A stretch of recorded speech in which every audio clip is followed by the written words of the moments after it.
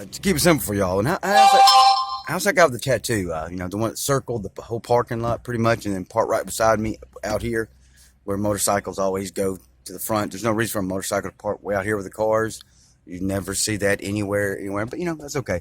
Then you walk by him, and it's like, damn, it's so obvious he's here to shank somebody, or that's all. So I'm just saying, how are we doing with that? Okay, so was I very incorrect with that? So once. See that okay, so society doesn't collapse once you walk into your building, or therefore your building's a prison.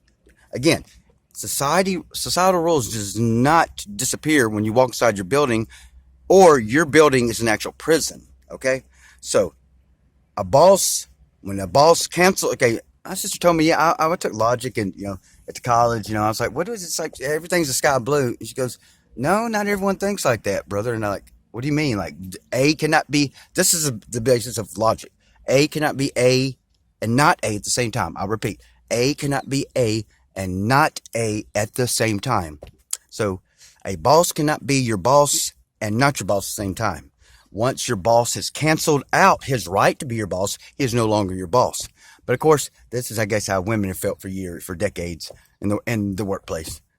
You're vulnerable. Huh? Affirmative. You're vulnerable. You're vulnerable. You're vulnerable as shit. So like you can't do. You're not going to be. You're going to be handed. Very bad containers, which are ovens anyways. Your human forklift, as it is, you don't get paid for that. Just like the Southern native, y'all call the Mexican. So there you go. You got that. Okay. So you're completely vulnerable because he can do what he wants with you.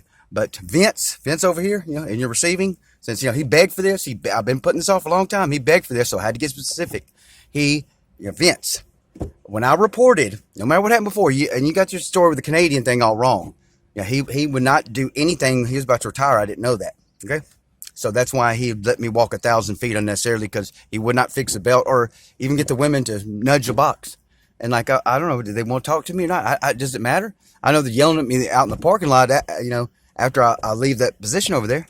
But, so I was made to walk, just constantly walk back and forth, killing myself. And he thought, he didn't need the commentary after months of him not doing nothing about it. And so that's how that thing developed. And y'all tell me, I asked for protection from him, and y'all trying to fire me. Isn't that kind of like the colonizer? I'm sorry, I throw that in there. You don't know where you're at. You don't know where you're at. You don't know your own native land, where it all stems from.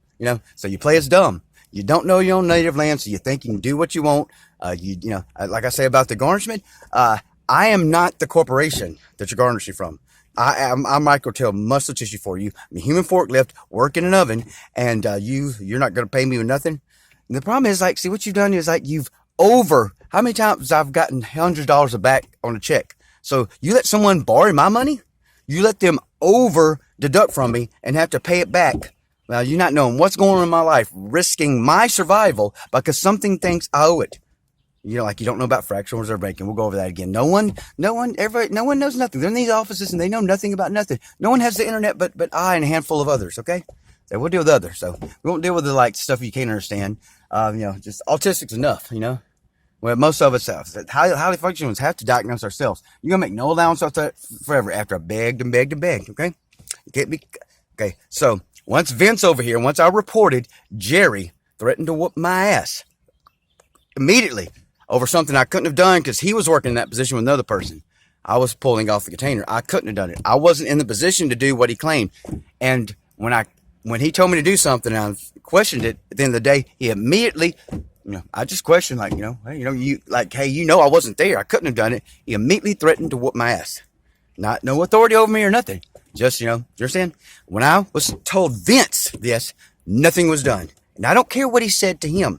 He never came back to me and said, hey, that will never happen again.